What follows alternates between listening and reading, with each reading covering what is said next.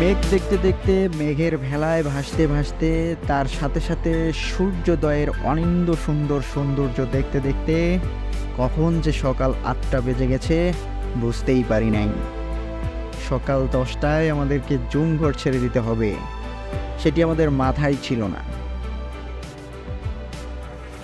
থাকবেই বা কি করে? এত সুন্দর একটা প্রাকৃতিক পরিবেশ ছেড়ে কারো কি যেতে ইচ্ছা করবে? আমাদেরও ইচ্ছা করছিল না, কিন্তু যেতে তো হবেই।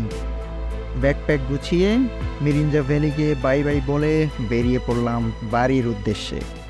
দেখা হবে অন্য কোনো জায়গার ভ্রমণ কাহিনী নিয়ে।